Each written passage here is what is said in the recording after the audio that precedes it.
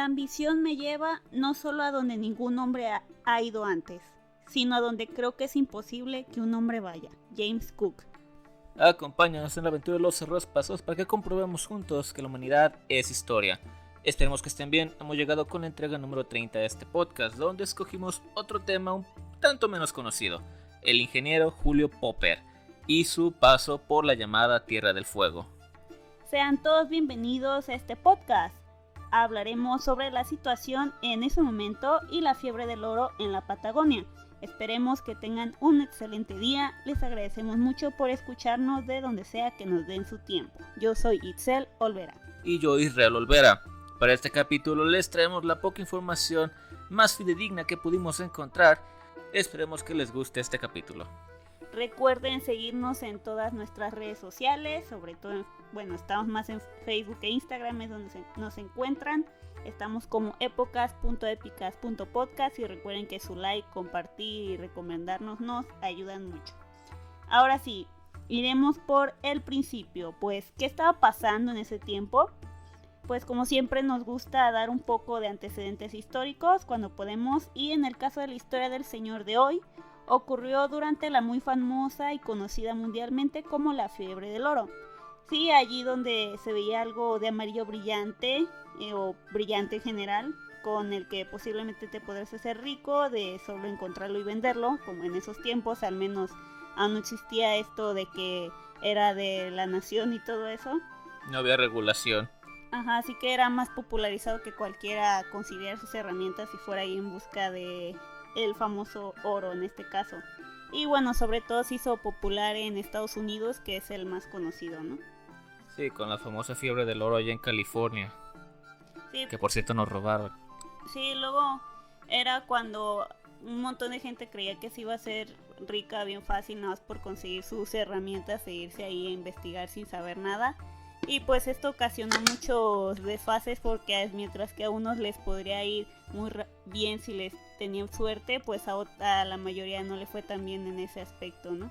Hagan de cuenta que era como un negocio multinivel, Baghandel.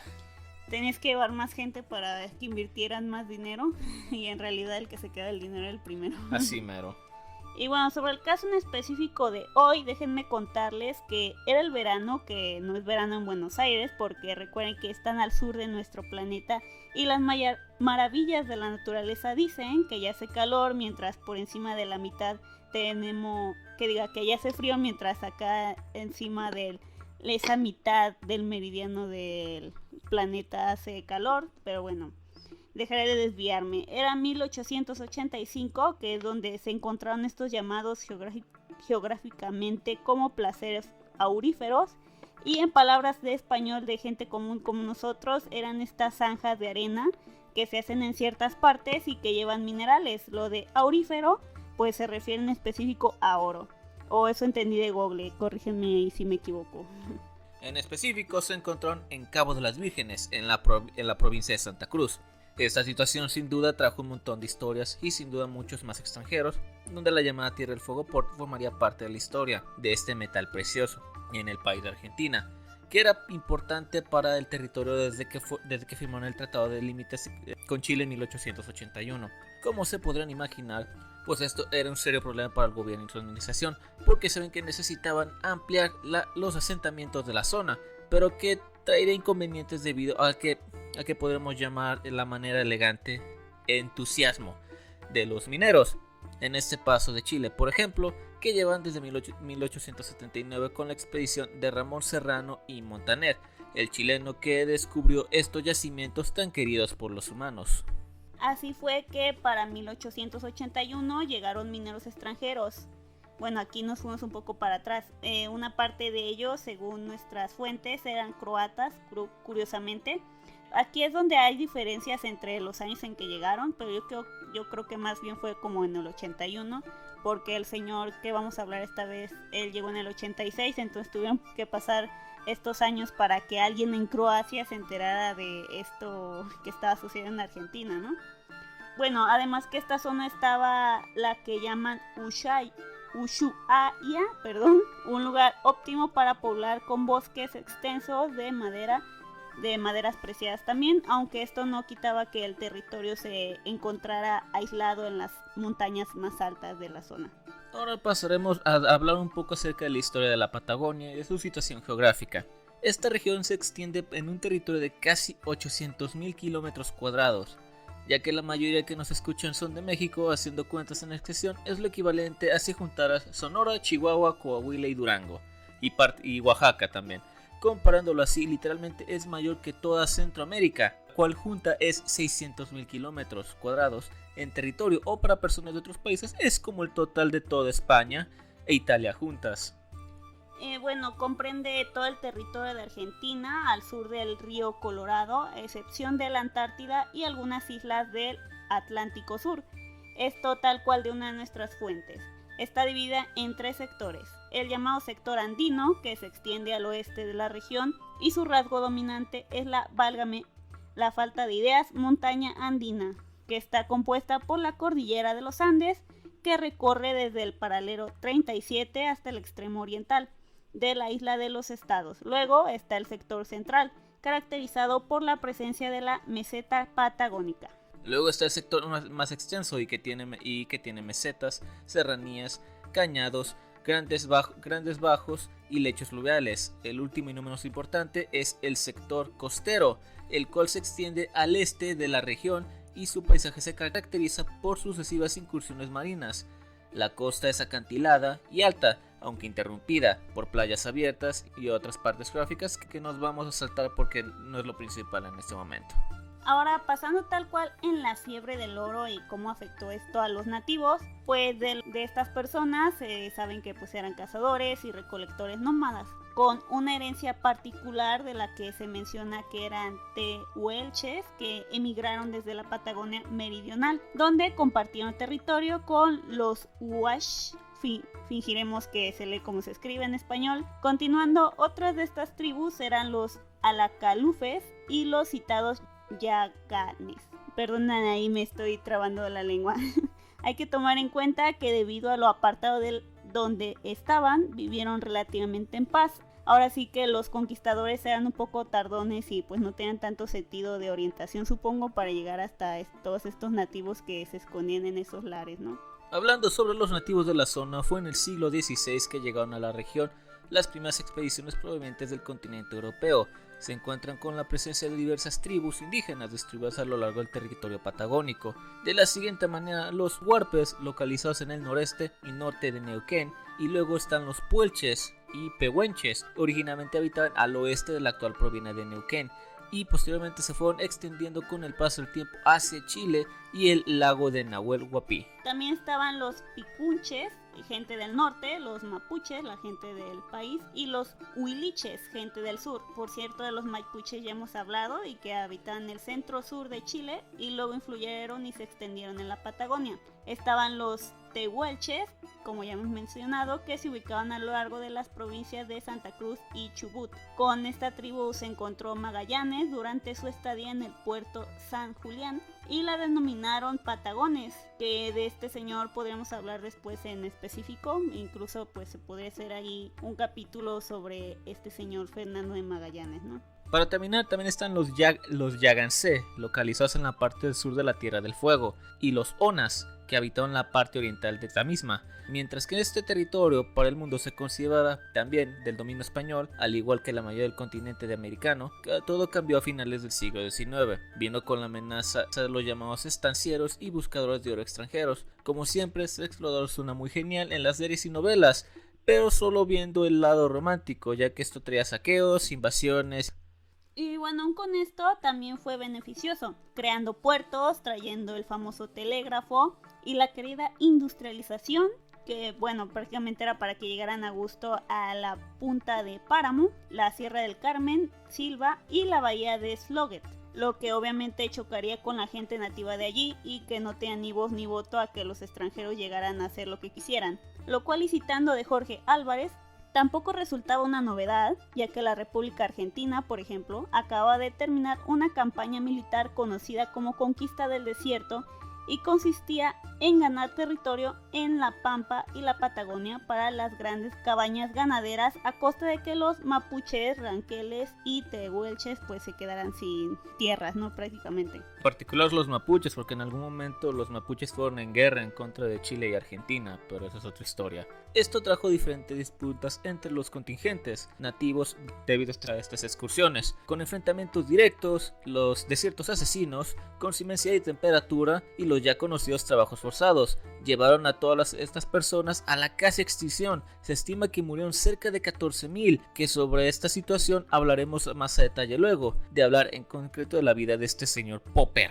Y bueno, ahora sí pasaríamos a hablar sobre la vida de este señor antes de llegar a América. El señor Julio, o Luliu, o Julius, dependiendo de la pronunciación del país, con apellido Popper, nació en Bucarest, Rumania, un 15 de diciembre de 1857. Era hijo de Natalie C. Popper, un profesor Naftali, un profesor con cierta fortuna. No sabemos cuánta exactamente, pero sí era suficiente para mandar a su hijo Julius a estudiar al extranjero. Padre era un profesor y director tanto del primer colegio moderno judío como el primer seminario israelita de tendencia liberal, quien también hizo varios manuales en hebreo y rumano, y a este último idioma tradujo obras de Alemania y en hebreo. El señor del que hablaremos hoy es también conocido como el rey, dictador o varón feudal de la llamada Tierra del Fuego, de lo que mencionaremos después. Como dijimos, le dieron este título nada más para achacarle un montón de cosas, pero lo irán sabiendo conforme hablamos más de su historia. De su madre es poco trascendental, la verdad, para la historia, porque como la gran mayoría de mujeres apegadas a su religión de ese tiempo, pues no se sabe más aparte de que estaba dedicada a su familia y se llamaba Perla o Pepi, y su hermano Max. Tiene algunas cosas para mencionar más adelante. También se sabe que tiene unas hermanas, pero no sabemos cuántas. Total, ya continuaremos con este señor. Bueno, Julio se fue a París a estudiar, donde se graduó como ingeniero de minas, donde también participó en el canal de Suez. Antes de continuar viajando por el mundo, se menciona mucho su gran habilidad lingüística, siendo un políglota de 6 idiomas, junto al rumano, obviamente, el yiddish, el francés, el alemán, el inglés y el español. Luego viajó por medio mundo, no queriendo regresar a su país por las leyes antisemitas en Rumania, yendo a Rusia, Estados Unidos, Cuba, México y Brasil. Y acabar en Argentina. No se sabe si fue en septiembre o octubre, pero era 1886 cuando llegó a Argentina. Llegó a la Isla Grande de la Tierra del Fuego. Este ingeniero ya experimentaba sus trabajos en el mundo occidental, aportando trabajo también de cartografía y citando de nuevo. Aún hoy perduran muchos de los nombres toponímicos dados por este explorador a los accidentes, bueno, partes geográficas y los parajes de la Tierra de Fuego. Por ejemplo, la denominación de mar argentino a la extensión marítima que baña el extremo austral de la República, del canal de Beagle hasta el estrecho de Lemierre y desde la isla de los Estados hasta el cabo de Hornos. O sea, un montón de cosas de esa parte del territorio él las nombró. Ya que esta vez no hablaremos mucho sobre su familia, solo mencionaremos a su hermano Max o Máximo, nacido en 1868, casi 10 años, de hecho más de 10 años menor que Julius. Él nació en el 57, entonces son 11 años. Este lo acompañó en su aventura al otro lado del mundo. Nombrado como comisario de la Tierra del Fuego, subordinado al gobernador de la misma, con residencia en la bahía de San Sebastián y con jurisdicción desde el Cabo Espíritu Santo hasta el río Juárez, Selmán, o el Río Grande. Estos datos tal como los encontramos en una de nuestras fuentes. Sin embargo, murió joven, luego de solo estar este puesto durante largos 5 meses, válgame el sarcasmo aquí. Y pues el 27 de agosto de 1891 le llegó la temible enfermedad de la época, la tuberculosis. Sí, tal cual. A él le tocó en el pulmón, cosa que contrajo mientras que Julius no estaba, quien lo siguió no mucho después, pero aún no llegaremos allí. Él no murió por tuberculosis. Popper no solo fue un ingeniero, explorador, sino que también es que encontró estos placeres auríferos en playas al norte de la bahía de San Sebastián y fue el primero en ser exitoso en sus trabajos de minería de extracción de oro. Luego regresó a Buenos Aires, donde incluso dio conferencias a solicitud del Instituto Geográfico Argentino, donde hablaba de su experiencia en la llamada Tierra del Fuego. En marzo del 87, un 5 siendo exactos, en ese día constituyó la primera empresa minera dedicada a la extracción de este material, preciado con estas tierras con el nombre de Compañía Anónima Lavaderos de Oro del Sur. A cargo de esta compañía en este mismo año, pero en otra temporada se instaló el lugar que nombraron como El Páramo, donde se produjeron 500 gramos de oro al día, una cantidad enorme. Sí, ahora sí que por eso es de los más conocidos en la historia de esa parte, porque fue el más fructífero en menos tiempo, pero también estuvo muy poco tiempo ahí. Citando, Popper también inventó y patentó en el año del 1889, obviamente, la famosa máquina para extraer oro de las arenas metalíferas de los depósitos marinos y o de playa de Tierra del Fuego, que denominó cosechadora de oro, para que quedara claro lo que se hacía con ella, sin duda. Le falta más imaginación al señor. Citando textualmente de nuevo, esta vez a palabras del historiador David Guevara, porque hablamos del oro y más precisamente en este periodo de tiempo, con tanta intensidad, porque estamos frente al año de 1890, que es la gran crisis bursátil en nuestro país. Por la elevada especulación del oro, se produjo la quiebra de muchísima gente. Era un elemento perturbador para la economía. El destino del oro fue a la Casa de la Moneda y el otro destino fue Ámsterdam. Todo el oro vía Hamburgo salía de la Tierra del Fuego, se embarcaba a Punta de Arenas y de ahí iba a Hamburgo. Recorrí todos los archivos que pude acceder a los registros contables para ver cuál era el destino y ahí no se puede mentir. Así que pues ahí nos dice que literalmente pues una parte se iba para Alemania, había esta crisis económica ahí y pues desgraciadamente los que venían a sacar el oro pues tampoco es que la gente de Argentina lo viera literalmente. Y ahora sí, yendo sobre consideraciones históricas que literalmente le hicieron fama a este señor de genocida contra el pueblo en específico de los Ona, o también conocidos como Selknam. Discúlpenme, no sé cuál de los dos sea el correcto respecto a estos nativos. De los que más se mencionan son estos nativos que se habían estado desplazando cada vez más a favor de su propia autonomía. Y debido a las zonas de ganadería cada vez más amplias, Jorge Álvarez, en su blog dedicado a la historia, comenta que eran entre 3 o 4 mil en ese entonces que cayeron al robo de ganado y asalto a distintas haciendas, debido a que una de sus principales fuentes de carne habían sido los guanacos, un camélido familiar de las llamas, pero muy escaso. Se volvió aún más escaso debido a todos estos cambios de territorios, ¿no? Les fueron acortando sus territorios a ellos.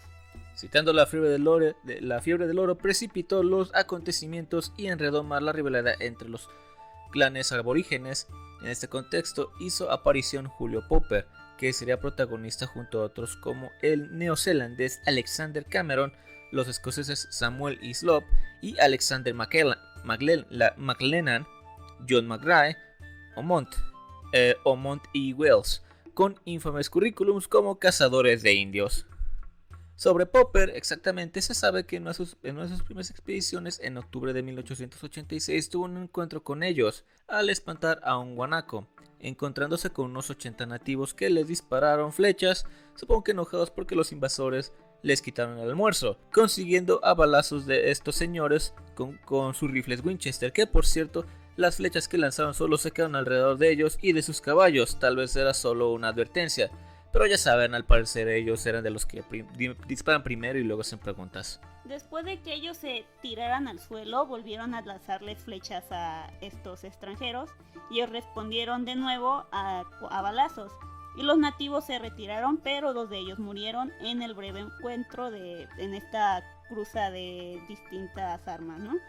De este suceso se tomaron unas fotos de los cuerpos de estos hombres luego de ser baleados, lo que llevó a que, curiosamente, hasta después de la muerte de Popper se difundieran estas fotos que lo tomaron como prueba fidedigna de ser uno de los responsables de las matanzas de estas tribus. Prácticamente querían nombres específicos y que preferentemente fueran extranjeros a los que ya no les pudieran reclamar o imputar estos cargos, ¿no? Como decir, miren, aquí hay pruebas, este señor es de los causantes de estas muertes, ¿no? Pero ya está muerto, así que no podemos hacer nada. Ups. Sí, o sea, literalmente le pasó como a otras tantas personas en la historia, ¿no? porque hasta después ya con más investigaciones dicen, no, pues sí nos equivocamos, como que le imputamos cosas a este señor, ¿no? Lo mismo pasa de hecho, con el que fue la mano derecha de Juana de Arco. Gilles de Reyes. Sí, estudios recientes han comprobado que aunque no era la mejor persona del mundo y que sí hizo cosas cuestionables, no hizo todo por lo que se le achacó. Era un noble en el medioevo, obviamente el tipo no era una pera en dulce, pero al tipo le echaban encima violaciones, rituales satánicos, pederastia. O sea, el tipo no era buena persona, pero claramente, al menos desde mi punto de vista, le achacaban todo esto porque era partidario de Juana de Arco, y Juana de Arco, como todos sabemos, era mujer, ergo el diablo.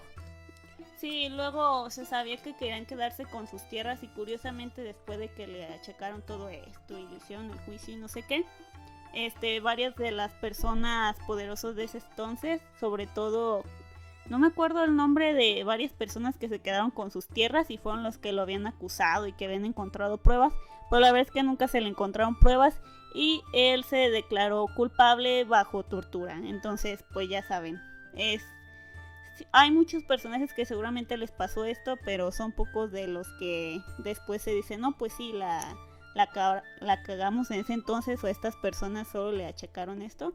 Y creo que es parte de la historia decir lo que no pasó y cambiarlo, ¿no? Porque como dicen, la historia no es inamovible, a fin de cuentas siempre se encontrarán nuevas cosas, ¿no? Como estas situaciones.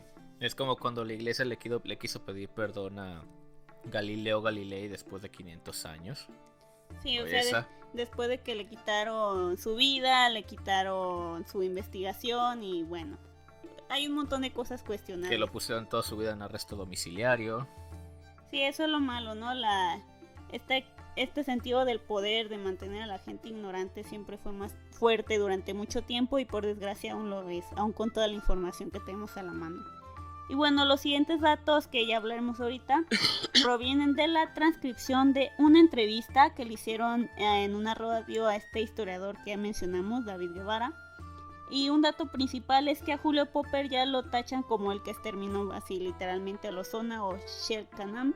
Y él menciona que hay un problema con esta afirmación desde su temporalidad, que no concuerda. Al final aquí no se trata de tapar los hechos, pero sí se debe de limpiar el nombre de estas personas, ¿no?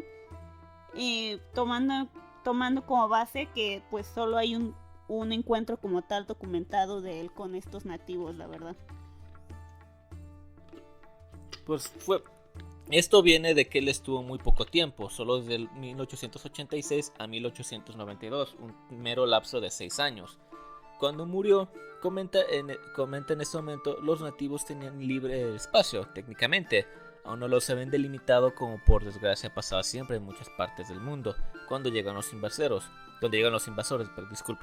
Popper llegó y nunca vio estos detalles de delimitaciones como tal para estas tribus. Sí, él hace mención de las rejas que les ponían, pues, que cuando Popper dejó sus memorias de todas sus exploraciones aquí en Tierra de Fuego, mencionó que él nunca vio nada de estas delimitaciones que después les pusieron a estos nativos. Entonces, como él dice, simplemente en temporalidad no concuerdan, porque hasta que empezó su exterminio o su desaparición misteriosa, ¿verdad? Fue cuando los empezaron a delimitar con estas rejas. Porque, por ejemplo, cuando Popper llega a estas tierras, los estancieros magallánicos, le hace los ganaderos de la zona en la que estuvo Fernando de Magallanes, ya estaban sus anchas en la parte de Tierra de Fuego que es de Chile.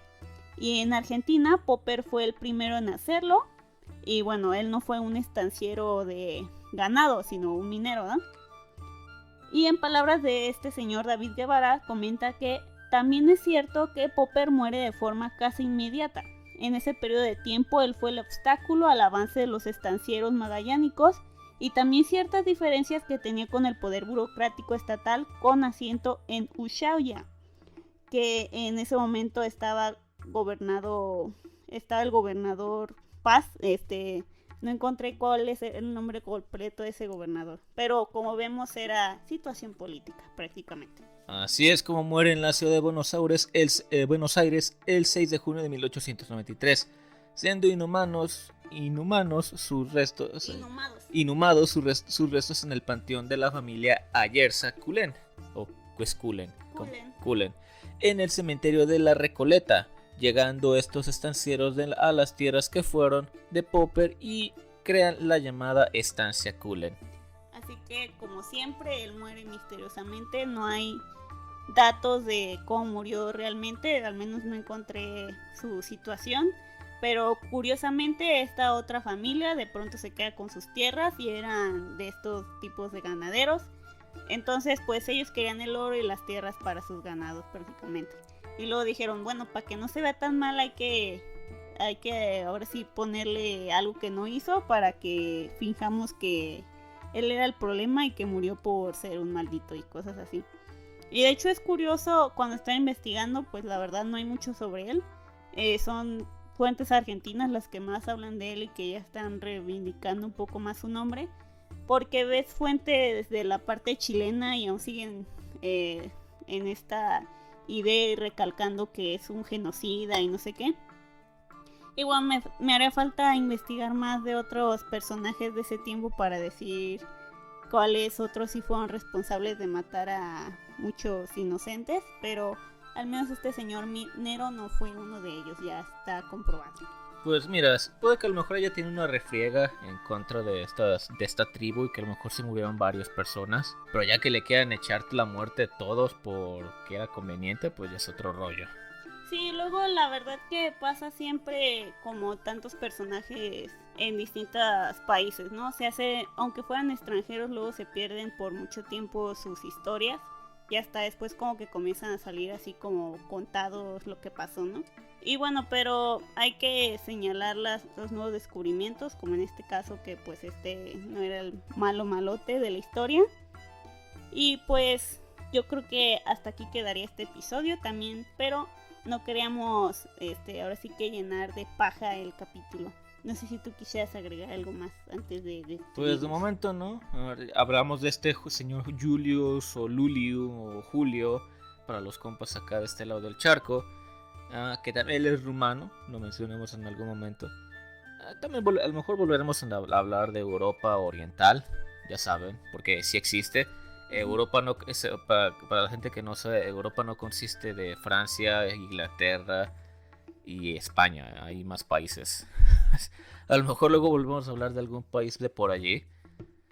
Sí, para que sobre todo que sea diverso todo esto, ¿no? Que no se quede solo en lo de siempre.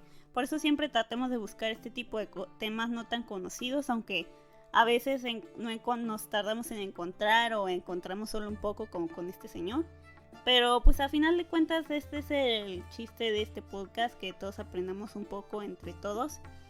Y pues sabemos que mañana, al día que subamos este episodio, es el Día de la Mujer. Feliz día a todas las damas. Para las siguientes semanas, para celebrar este día, vamos a hablar de un par de mujeres en la historia que no se les reconoció. Vamos a buscar una más moderna, la que se le atribuyó ya hoy en día la verdadera invención del Wi-Fi. Y estábamos pensando también en alguna reina emperatriz. Vamos a ver si escogemos ahí una de Corea. Entonces pues estén atentos. Vamos a ver qué tal se nos acomoda, si lo hacemos en 2 partes y que sean 2 semanas en conmemoración o solo hacemos una. Entonces ahí estarán viendo qué decidimos al final. Entonces pues muchas gracias por escucharnos. Recuerden seguirnos en nuestras redes sociales como epocas.epicas.podcast en Facebook e Instagram. En Facebook le subimos enseguida la bibliografía, en Instagram le subimos algunas imágenes ilustrativas y luego después en Facebook también le subimos algunas otras fotitos. También para recordarles que esperamos seguirnos poniendo más al corriente en YouTube con los videos. Ya vos en el episodio 13, creo. ¿Cuál es? Era el 13, ¿no? No sí, acuerdo. fue el último que subimos. No, el 12, el de Oswick, fue el último que subimos. Falta el 13 y el 14, que ya tenemos ahí el video, pero falta subirlo bien a YouTube. Entonces pues espérenlo en estos días. Y pues hasta la próxima, cuídense. Adiós.